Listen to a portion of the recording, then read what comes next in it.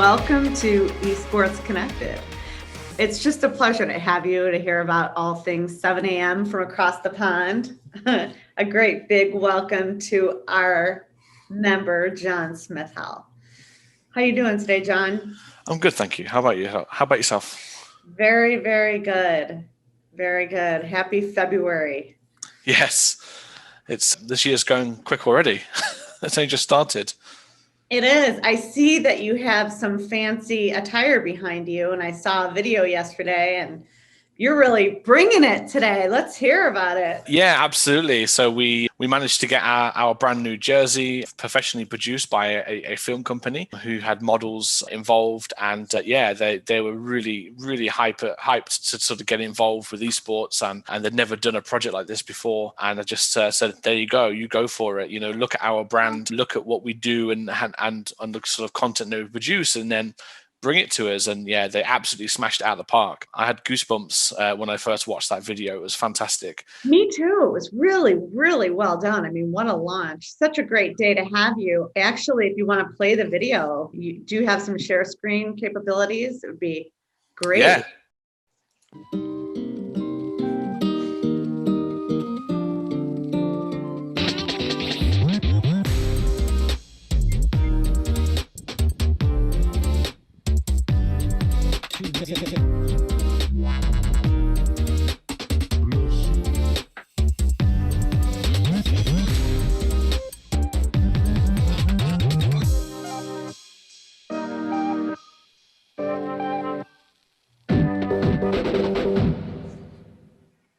Proud moment for you. And a big congratulations. A lot of collaboration went into that. So tell us. So yeah, the shirt is produced by a company called Sector 6, who actually based in Texas in the States, and they had never worked with a European organization before, but they really wanted to branch out into Europe. So we were the first esports team for them to work out here in Europe. And so for us, we wanted to bring something special to them, get their name out here in Europe, allow them to expand their business, but of course then, you know, really helping our exposure, and also, you know, allowing us to sell shirts in two different continents. You know, for such a small organization on the grand scheme of things, to be able to sell our jersey from anyone in Europe and to sell it out in the States without having to have, you know, pay huge shipping fees, you know, for just one or two orders is really good tool for us to have. Yeah. Certainly helps with our expansion. Right. Tell us a little bit about your expansion. So I mean, currently we wanted to, initially it was about Europe. We wanted to make sure that we get a good firm hold within Europe. We currently sit within the Benelux region predominantly, and we wanted to make sure that our brand was well known and that anyone could just see our logo without seeing Team 7 AM, know, that's Team 7 AM.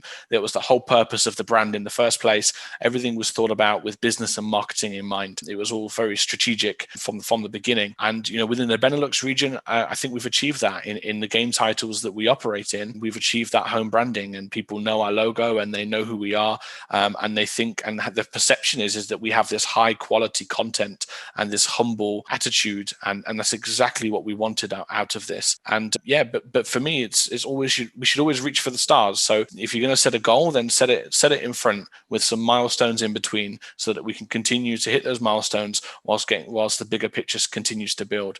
And the bigger picture, of course, is international stage, and to be a well-known brand across the world internationally, and for everyone to know who we are. And for me, the North American scene is a scene that we needed to go into next. So 2021 is about continuing our European brand awareness, you know, through other titles. We have a new game, a new team that is coming into Team 7 AM this week, that's unannounced, in a brand new game title in a new country that we've never operated in Europe. So we're really excited to get that out. So while continuing to expand our brand over here, we can also start to make our plans to make our brand appearance in North America and the wider world. Wow. Well, you're a busy guy. You are a busy guy. That is for sure. I need some more time in the day. That's for sure. Yeah, you know, what I really get in talking with you and from like the very first time we spoke, is your passion. So, you know, the time does fly when you're just so excited and passionate about what you're doing. And that is so obvious. Yeah.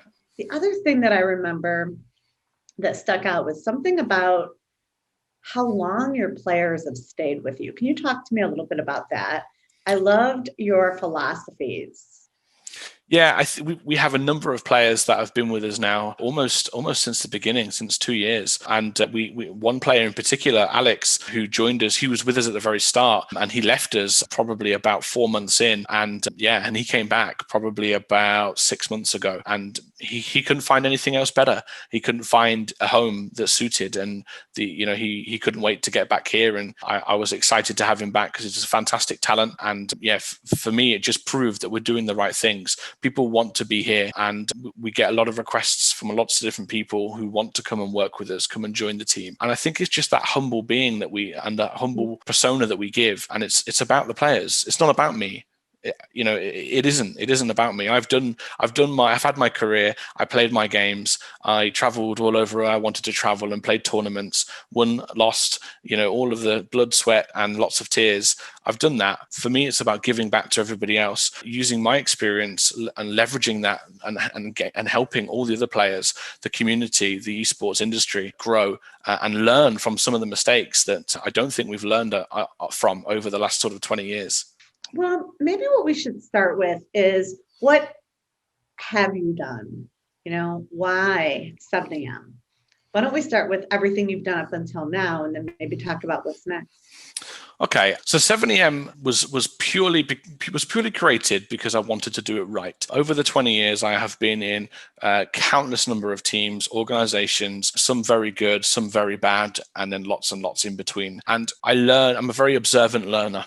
So everything I see, I'm learning all day long, every day. I take the good and bad from everybody, use that to my advantage, use the good and think about the bad and how I can avoid from doing that. And I've done that over the years from different players and business people that I've met. And I just saw this gap in the industry that people seem to split teams. So you either are a professional organization or you're a community.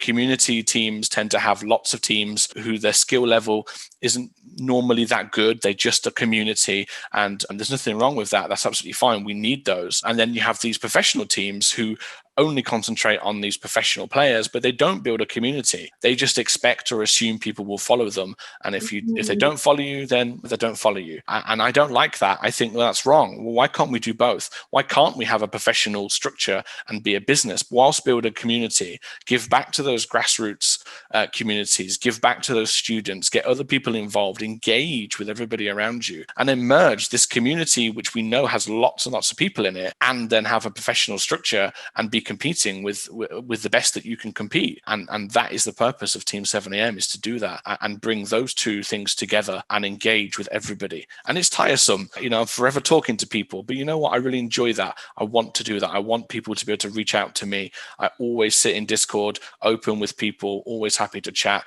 Lots of people come in and talk to us. And that's really, really important for me and my team, that everybody feels welcome. First time or 100th time, just jump in that channel and say, hey, without thinking, who are these guys? And, is anyone even going to talk to me? What a great leadership style you're forming. And it sounds ever evolving. Absolutely. Leadership is really important to me. Management in general is something that's really important to me, and I've learned lots of skills over from my normal career life, my normal day-to-day jobs, from managing people. And one manager in particular taught me a lot about managing people, and that everybody has to be managed differently. Some people you can shout and scream at and they'll be like, yeah, okay, no worries, I understand. Some people need a very, very different approach, and everybody actually needs to be managed very, very differently and individually. We can set the same expectations, but managing those expectations have to be done differently. And there's no different dealing with people. So just because you don't manage that person and that person is a community member who comes in, that person is engaged differently. So you use different engagement methods to engage with them. And it's just about learning who you're dealing with and actually taking an interest. I think that's the most crucial thing. Take an interest in what they're doing, what they're saying. Who are they? What are you doing here? Why have you joined our Discord? What do you play? What do you do for fun? Always feel free to pop in if you want to. It's just being open and empowering the people around you to do the same. Yeah, even though when I saw you launch your jersey brand yesterday, I just knew it was more than a shirt. There's something about what's going on over there across the pond, and that's very attractive in your journey. that I just see growing. Yeah, it was a statement. It was a statement from the small ant on a humongous, ant hill compared to the misfits and the G2s and the 100 Thieves and the multi-million dollar companies that sit up there. Those small ants can produce quality and high quality, and we can be on brand, and we can do all the good things that you guys can do without the $100,000 price tag that goes along with it. Of course, it's more difficult for us, but it doesn't excuse for non-high quality content. How big you are doesn't excuse, for non-high quality content. So it was a statement for us, for all the orgs and our competitors that work with us within our region. It was a statement of who we are, and this is only the start. We haven't even started yet. This is only the beginning. Isn't that great? Isn't that great? Wow. So you mentioned challenges. Talk to me a little bit about the challenges that you're having. So the challenges for an organization of our size, unfortunately, always comes down to one thing: it's financials. If you don't have an investor, if you don't have your own money and a substantial amount of money to invest, or if you don't, have sponsors that can fund you, then it always comes down to finances. Building a team of great players that don't want a salary is difficult, because there's lots of competition. And, yes, our offering as a brand and as a organization and as a management team is probably the best in our level of organization. And I'm more than happy to say that. But we have to be realistic that these players want something more, and they want some salary, and they want that support. They want to be able to full-time play. And then we need to make sure that these guys are covered. That's part of our job. And we have lost some fantastic players who would have loved to have joined our brand, but couldn't, because we weren't able to financially support them. And that is our biggest challenge. I can continue to brand out this business and market the business as we are, but ultimately, our teams need to catch up in terms of competitiveness and skill. But we can only do that when we can start to support them a bit better financially and attract those bigger and better players. Our attraction is already very, very good, but we miss that crucial thing, which comes down to financials. So tell me a little bit about that. What does it take? And I'm going to ask that in a general way, because as a business person myself, my advanced degree is in industrial organizational psychology. So I find it all fascinating.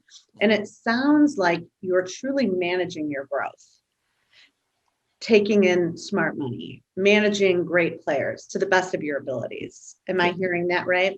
Yep, absolutely. Yep.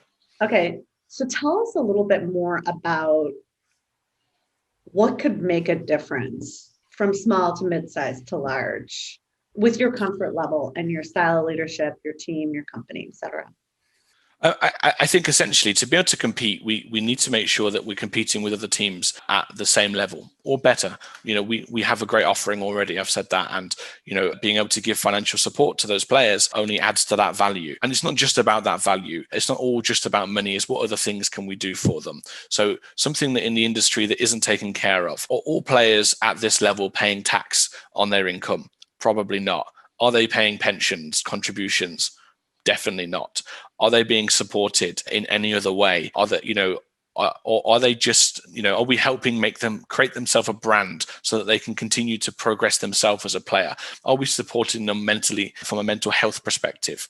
And a lot of the answers to those questions are partly or no. And most of that comes down to financial support. We want to be able to support them better, and we want to be able to employ people and to get this industry to a stage where it's an actual career path for everybody.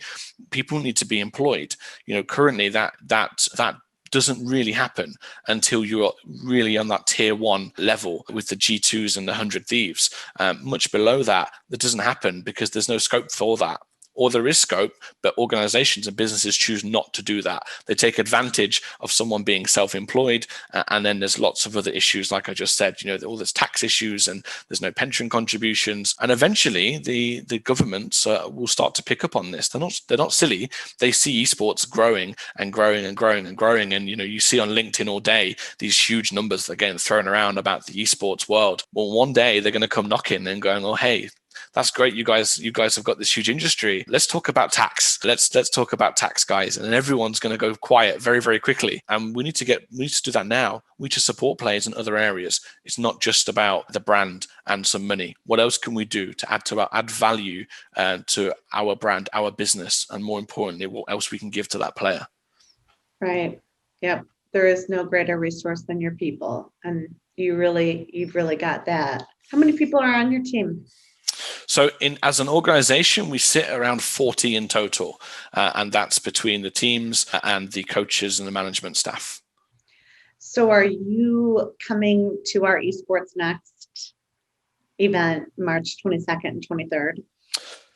Well, I would like to. I just need to wait until a little bit closer to the time to see what schedules and everything looks like. My wife's about to give birth any day. She's overdue by a week. So it literally could be tonight. It could be tomorrow. And so, yeah, just need to see what that looks like. I'll need to make sure I can take some time off and spend some time with the wife and the baby. Absolutely. Congratulations. Thank you. Wonderful. I didn't realize. Is this your first? Third. Oh, third. It's so quiet over there. They're upstairs. They're well trained. Hopefully the wife didn't hear that. No, they understand my passion. They understand what I do, and that that sometimes I just need to. If I'm in meetings or something, they go and play upstairs, and the wife will go upstairs and leave me to it and let me do my work. Yeah, I think there's something to be said. There's this people that are working and they love what they do. It's not really work. So you probably just go from one chair, like you're in, to your chair at your dinner table, and you're relating very similarly. And so, not overly stressed, or you come across as very fulfilled in what you're doing. Yeah, I just don't think there's any point getting stressed. Stress just makes you make wrong decisions or snappy decisions. And do I get stressed? Of course I do. I'd be lying if I sat here and said I didn't. But you have to learn to take yourself away from those situations and go, right, you know what, I'm tired. And I say it to the guys because I'm the oldest in the organization. I'm 33, so I'm the boomer. And I'll come on and talk to the guys at Discord and I'll say, you know what, guys, I'm tired today. Today's not a good day. I'm grumpy. I'm going to go offline. I'll catch you guys later. I've got my mobile phone if you need me.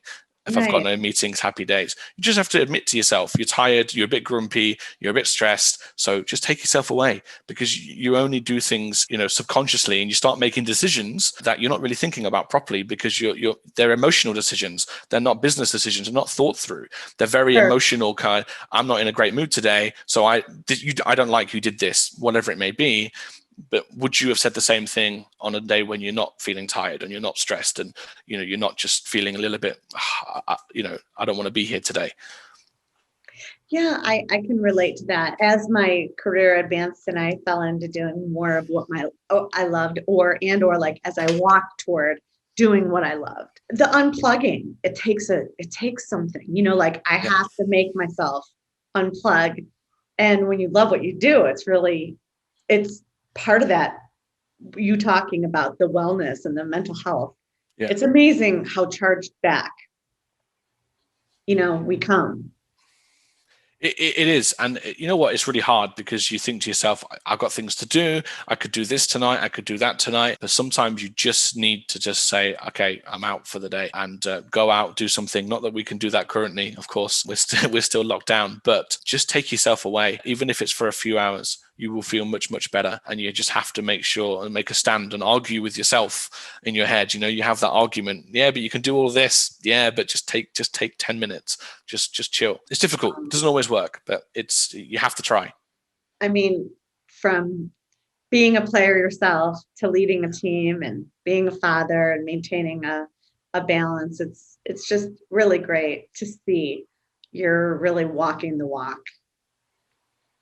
Yeah, it's been a fantastic journey, and you know what? I wouldn't change anything. Absolutely nothing at all. It's everybody says it when you're a bit younger, that everything kind of happens for a reason, and and it does. As a youngster, you don't think that. You think everything's against you, and you wonder why. But you know what? It's all character building, and I'm a much, much stronger person and character because of the issues that I faced as a child and as a teenager. And I wouldn't be the man I am today without those. And you look back and realize, actually, you know what? That's fine. I'm strong enough to do that. I'd rather it happen to me than somebody else who mentally probably isn't tough enough to do that. So, I can take that on the chin and carry on. Isn't that great? Because it really is, life really is carrying forward with whatever it is. And none of us are getting out of here alive. And we're all getting our hits. We're all getting our hits. And I'll tell you, being in community and doing it together, and I can really hear that whatever it is you went through, which you're more than welcome to hear, and it would be fascinating. It sounds like you're bringing forward with your team and really being there. Absolutely. I feel, being 10 years older than most of the guys who sit within my team, I feel, and they all call me dad in a way. And it's just one of those funny memes. And that's absolutely fine, because you know what? I will protect those guys through thick and thin. I will be the shield. I will take the rubbish. That's my job. That's my responsibility. My business partner, he's 23 years old. But you know what? It's my responsibility to take the rubbish that comes with running a business, the pressures and the stresses. He doesn't need that. He's got other things to concentrate on, and there'll be time he can learn from me. I will shield him from all of that. And all of the guys, that's my responsibility to do that. I can take that pressure. They don't need to, but they can still learn, and in a good environment where it isn't stressful, it isn't pressurized, and there's nothing wrong with that. And every leader and manager and business owner should take that stance. Your job is to protect the people around you, not to point fingers. That's great. It's just basics. So, what's different now than probably for you is the acceptance. I remember getting our first video game. And at that time, it wasn't wrong to play. It wasn't go outside and play with your friends. It was okay to play. We weren't wronged for the choices we made based on our play. And I don't know if you were part of that, but I was just talking to somebody yesterday that said to me, Megan, imagine when you were playing your first game that you were made wrong to play. And I think the only thing that would be wrong, which I don't like to make things wrong or right, typically I try to stay in that gray. What I do where I could improve is play more, just period.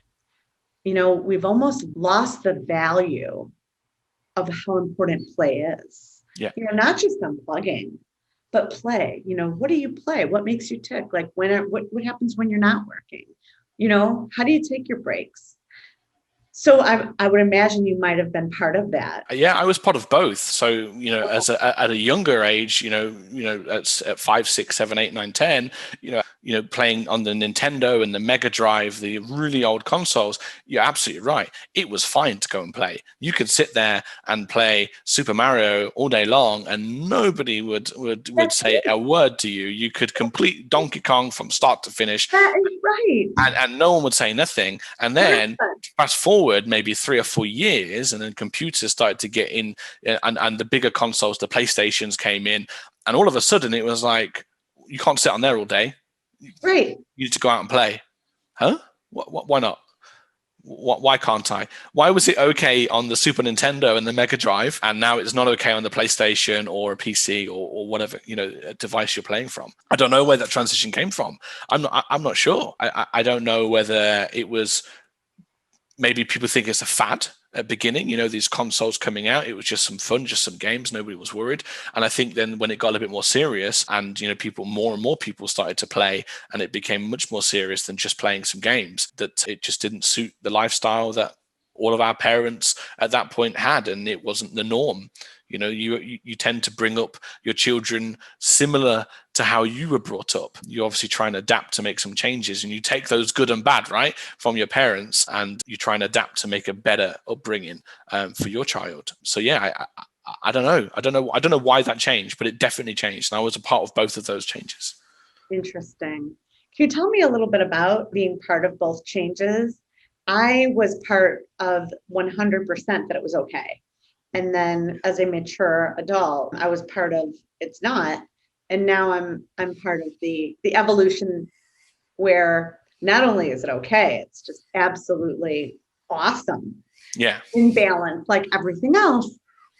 No, absolutely. So for me, so initially playing games, on the console was at a really young age. It didn't really engage me that much. I enjoyed playing those consoles. I generally did, but playing soccer or football, as we say over here, was much more my passion as a young age. I didn't want to be sat at home. Matter of fact, I hated computers. I had no interest in computers, no real interest in computer games. It just wasn't there. My passion was being out with my friends, playing football, doing the boys thing, and just messing around, having some fun. Wrestling was huge, when I was younger. So, we were always wrestling and messing around. And that was predominantly my childhood until 13. And then that's when esports hit me. And that was my fork in the road. That was my life changer. Okay, tell me about it. Okay, so really interesting is that I actually left school at 13 years old, completely finished, left school. I didn't engage at all with school. I just wasn't grasped by it. It didn't do anything for me. I was the absolute class clown. I would just sit there and mess around, making funny noises, throwing things at people. It just didn't capture me. It did nothing for me. So of course, I didn't get on very well with the teachers. And as a young kid, I've always been a bigger guy. No issue there. That's just been me. So of course, kids think they can take advantage of that and try to bully me. I didn't stand up for any of that. I didn't take any rubbish as a child. So I found myself in trouble either fighting for myself as self-defense or in general just being a bit of a clown. And the school basically just didn't put up with it. And they gave us some options and said that either we're going to exclude you from school and we're going to ban you, and all the local schools are in touch with us and they won't accept you either. So you're going to have to travel miles and miles to even go to school, or you can do home education. We will support you. We will help you. We will send work to you. So my parents said, okay, well, look, neither of my parents drove at this point. So there was no other option really for us to do this home education. And they sent no support. Nothing. There was actually a scandal in the late 90s and the early 2000s in the UK where schools were forcing children to do home education, but not taking them off the register. So they were still taking the funding for my place and using that funding elsewhere and not actually informing the governing bodies that I now was doing home education. So I got absolutely nothing, no support, no nothing. My dad ran a business of his own, and I went to work. At 13 years old, I went to work with my dad, and was helping him. He was a window cleaner. It wasn't some fantastic business. It was just window cleaning, and I went to help him. And one day, I walked past the internet cafe, and it just piqued my interest. I thought, what is that? Seen some computers in there. I'd never played on a computer before. Was never interested, and went inside. And the guy that behind the counter, who was the owner of the store, said, are you coming to play some games? I was like, what games do you have? And he said, what games are you into? And I thought the only game I really enjoyed as a kid growing up was 007, James Bond. So I thought, I quite like shooting games. And I've always had an interest in military and army anyway. So for me, shooting games was natural. And he sat me down, and I started playing Counter-Strike, and I never left that place. I kept going back every single day. As soon as I finished work with my dad, I took my wages as such because he would pay me for my time, and I would go straight to the internet cafe and I would start playing Counter-Strike.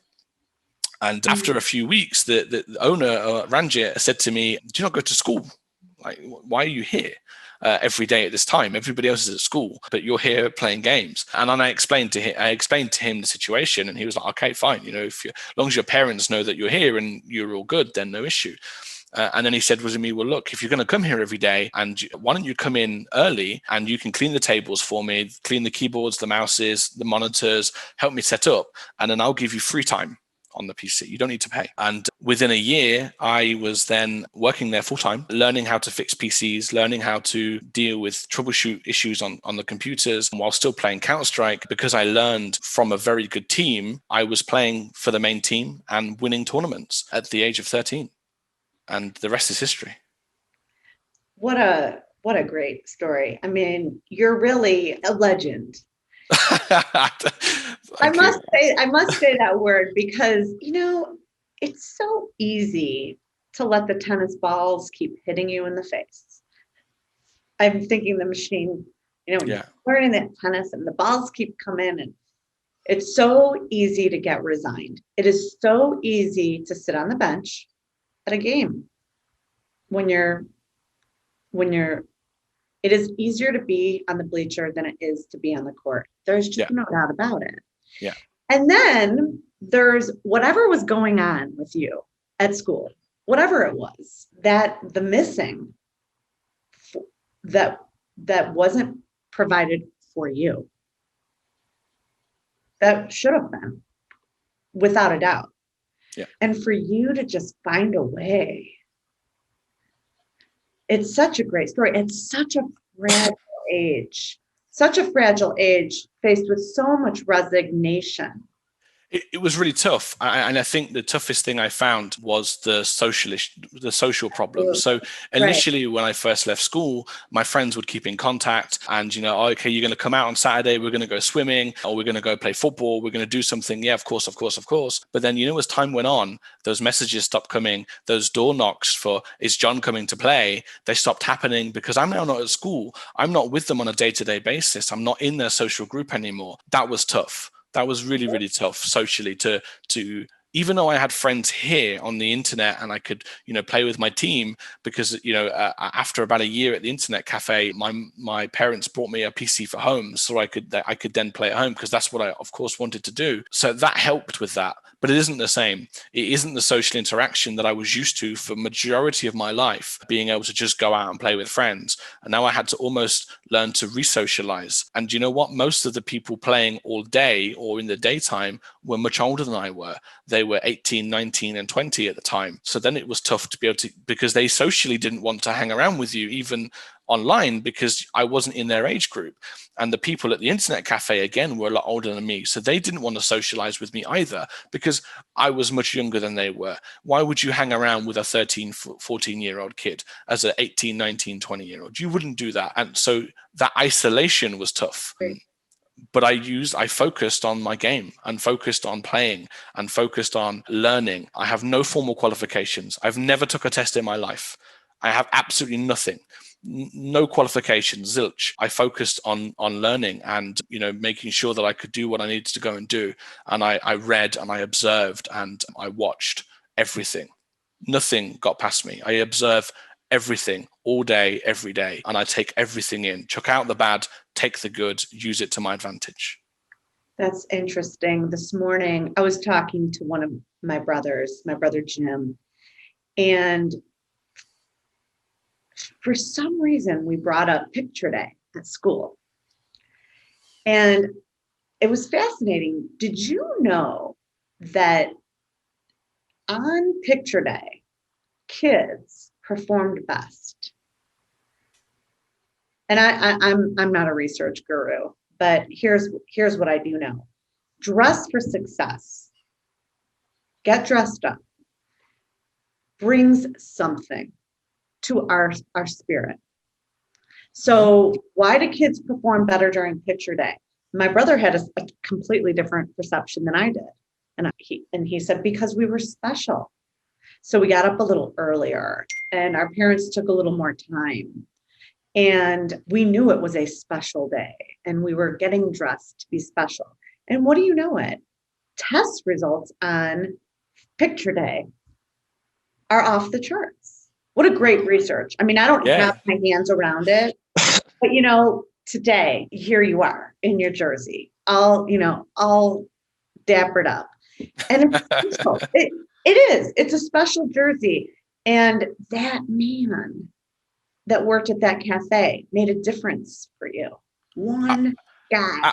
Absolutely. There's absolutely no doubt in my mind that Ranjit, who at the time I think was 25, 26, very successful businessman, led by his dad and his brother, who were very against me working there. Both his dad and his brother advised him not to do this. Of course, it was illegal at the time. You can't employ somebody at that age, and they both advised him not to do it.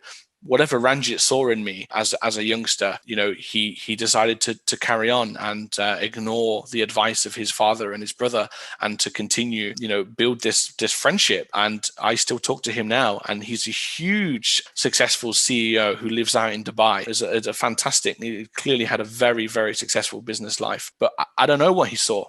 I don't know. And if I asked him, he probably wouldn't tell me because we got such a good friendship that he'd probably tell me to shut up and laugh at me or something or to call me an idiot. I don't think he'll ever tell me. But you know what? It doesn't matter. It doesn't matter because you know what he did? He gave me a chance. He gave me an opportunity to show and to grow. And for that, I'll be forever thankful. And you are, and you're paying it forward. And our journeys, particularly entrepreneurs, and that brings me back to are you going to be pitching? Because it is so cool. Pitch day, Shark Tank concept, the whole elevator pitch. I really hope if you're not, well, I actually really hope you do it. And I believe for our March conference, it's pre-recorded. So, and I think it's just 90 seconds. It is literally an elevator pitch. Wow. And I think you would do fabulous. I think what is so cool about your story is your journey, clearly, and then just being comfortable and sharing. Yeah. What was so, am I big, or was I overweight, or bigger than the other kids, or where was I awkward, or was I too young, or was I too old? Well, that's childhood.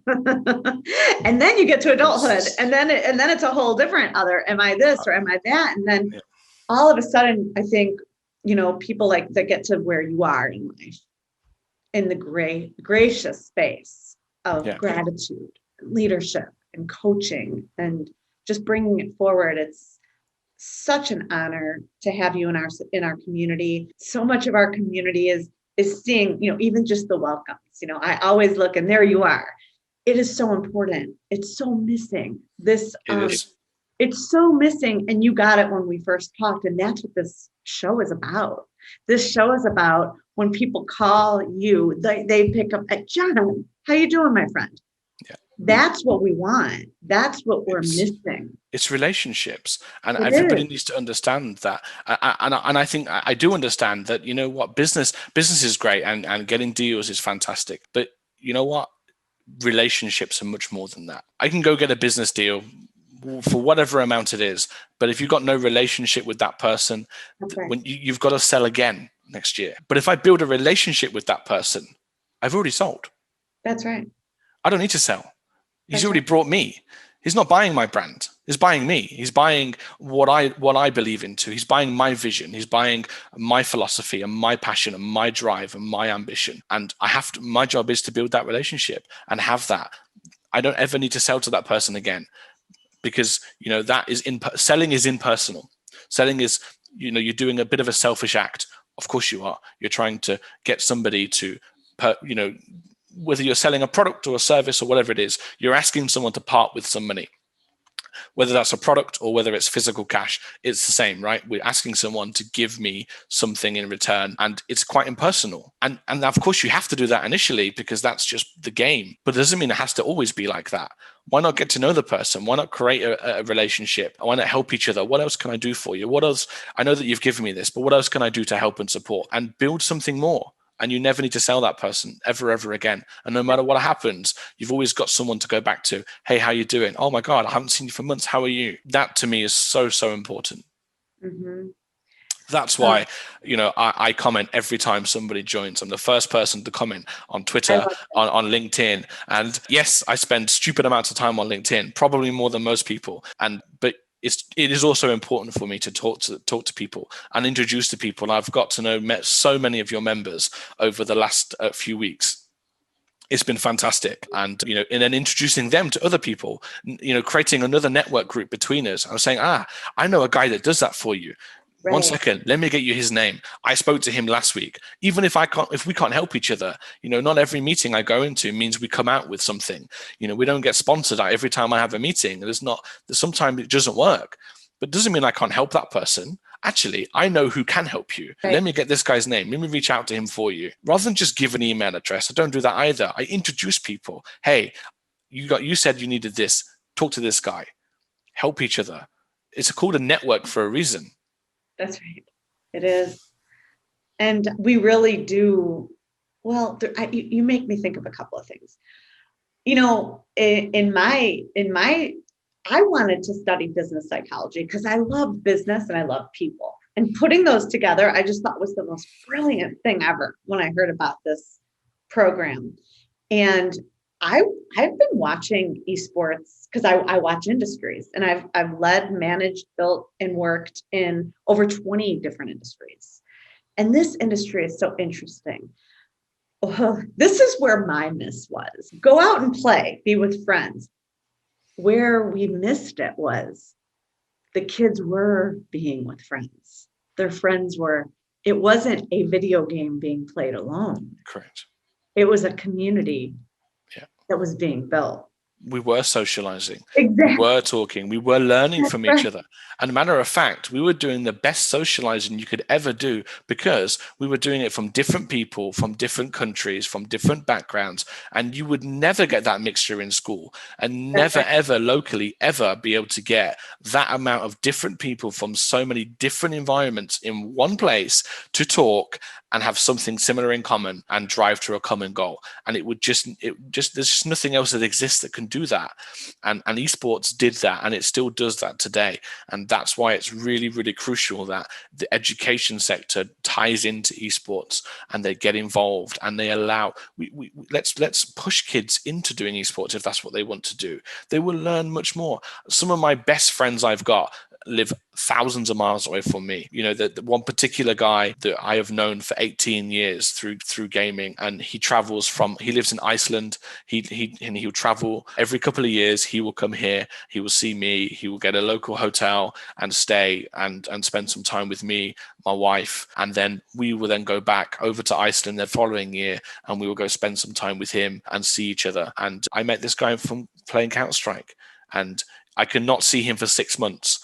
The minute you get us on a call, it's like we've been back together like 18 years ago. And it's incredible, the relationships that you can build from thousands of miles away and learning from different cultures and have a different understanding of what other people do, all from just playing a game, because it's not just a game. It's beyond the game. Absolutely. I'm sure that was the World Cyber Games theme tune, actually, Beyond the Game. Yeah. Wow. It's always a pleasure to talk with you. And so what's next? What's next for you? What's next for 7 a.m.? What do you have cooking? Well, I don't want to give too many leaks away. I mean, of course, Okay, we're going to continue to expand our brand. When we created 7 a.m. and the brand, it was done with another purpose than just gaming. We wanted the brand to be very versatile, that we could take this brand, put it elsewhere in another business that has nothing to do with esports, and it still look and feel like a normal brand. So I'm not going to tell you what it is, but we have another 7 a.m. brand cooking that has nothing to do with gaming, but it will tie in very, very nicely. And it's all around our brand and the look and the feel of our brand. That is probably one of the biggest plans for 2021, is to get this brand out and to get that business running, and of course continue expanding, continue helping and supporting people and empowering the people that are around me and that surround me, and continue to grow. I need more people. I need more people that want to join on my journey. I've got more room for people to come under my wing and to continue to learn from my experiences and me learn from them. Like I said, I don't know it all. I absolutely don't, and I don't ever believe I ever will. But I also learn at the same time. But I can give so much. So we're just going to continue to grow, and we're going to come and show the Americans what it's like for an EU org to come out there. We're going to come show you guys how it's done. Wow. I imagine that your first stop will be Florida, and there's a lot more happening there in the state. There is. So I'm actually working with another organization in Florida, in Miami. I'm providing them some support on a consultancy level. They're not a particularly young org in terms of the how long the business has been around, but they're young in their minds, but they really want it. And for me, that's perfect. So I'm spending some time with these guys, helping them, supporting them, giving them some contacts. Already talked about them joining the ESTA, so don't worry, being somebody else coming your way. That's awesome. I'm not worried. I talked to somebody this morning and they said, I'll call you in a couple of days. And I said, I'll be here. I mean, he said, but I've been watching. It's been 4 years. And I said, yeah, it's been very special. It's been, John, it's been the work of my life, which I'm sure you can say the same. And boy, my grandfather, he didn't go by grandpa. He went by coach. And he used to just say, never stop learning. And I love how coaching has been so accepted in this space, probably more than community, coaching, collaboration. Geez. I mean, those are like the 3 C's of esports. Yeah. Yeah, very true. Yeah.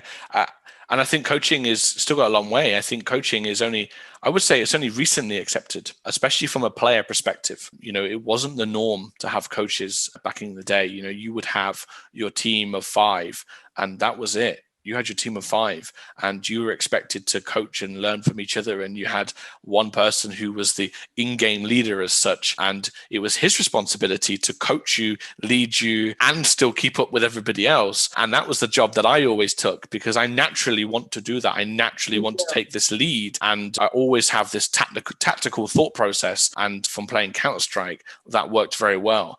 So I always took that lead and always took those extra responsibilities on. But you didn't have anybody else to do that. The coaches didn't exist. It was, I couldn't put a timestamp on it, but it just kind of happened. All of a sudden, the big teams all of a sudden get an analyst and a coach, and then they get performance coaches, and it's grown into this something completely different to what it was 10 years ago. Oh, for sure. And, I've seen that in all sports. Here in Chicago, we have the Retired Basketball Players Association, and even in the evolution of my lifetime, seeing how athletes are treated and cared for from all levels, from more than nutrition, mental wellness, really truly caring for the human being.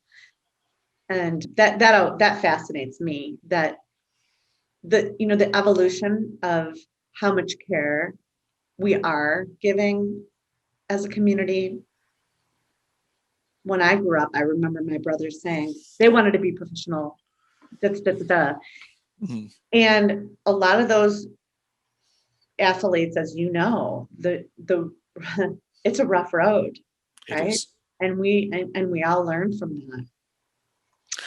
It is, and I still think they have lots more to learn from esports. Actually, sure. We have took inspiration from them and other sports, forever. And to be that sport was always our dream. Actually, you always wanted esports to be a sport and considered a sport. Do we need it to be that? Actually, I don't think we do. You know what? We're our own sport. We're esports. It's simple as, and we do things in a different way. And they can learn from us because we still don't guide these youngsters who want to be professional athletes, whether that be soccer or NFL or baseball. And certainly over here in the UK, when it comes to football, they're just dropped like a stone. These 13, 14, 15-year-old kids who are ripped out of education and almost told they're going to be a superstar. And then actually they go, actually, you're not. So thank you very much. Back down into the system you go. I mean, what are we doing to these people? How do you deal with that and that trauma as a child mentally? And I'm sure some will thrive from that, but I'm sure most will not. And esports doesn't do that, because it's a much more gradual effect. And most of the time you have a passion for esports, and it does start by playing with friends. So it starts much lower. It isn't this superstar, no superstar, goodbye that you get in other sports. And esports does it in a better way. It still happens, right? It still does happen in esports. And I still don't think we all take mental health as seriously in esports as we should. And of course, it's the old keyboard warrior issue that we have, because, people don't think they need to think about what they say, and they don't either care or aren't interested on, how that message is perceived. And we have a long way to go for that. But that other issue doesn't really exist too much in esports. It's a much more gradual effect, and you enjoy what you're doing because you can just play for fun. That's right. It's a choice, and you don't tend to get that choice in other sports if you're really going for it. Well, this has been just a great time that we've spent together, John Smith-Howell of 7 a.m. What are your parting words? Firstly, I want to thank you very much. This has been fantastic, and I've really enjoyed it. And I could talk esports forever, so apologies for taking a huge amount of your time. My parting words, I think it's important that we stay humble, and that, whether you are a player wanting to be professional, whether you're a business wanting to run a successful business within esports, or anything in life, just continue to learn. Every loss is a learning lesson. Always reflect. Self-reflect, self-reflect, self-reflect. You can take so much from self-reflecting. Don't think about what happened to you. Think why it happened and what can you do differently, especially when it comes to gaming. The biggest tip I've given any professional player or any player who wants to play games is, why did you die in this game? Think why. What can you do differently? What could have you have done to avoid that? And when you start thinking in this process and this particular way, your mind frame changes. Learn every time. Go into everything in life with structure. What do you want to get from tomorrow?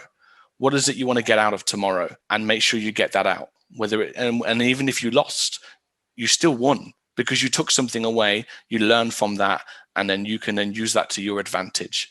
And always be humble, win or lose. Well, that's great parting advice. Thank you, John. Thank you. It's an honor to have you here and a member of the Esports Trade Association. I'm really happy to be here. Thank you. From all the way across the pond.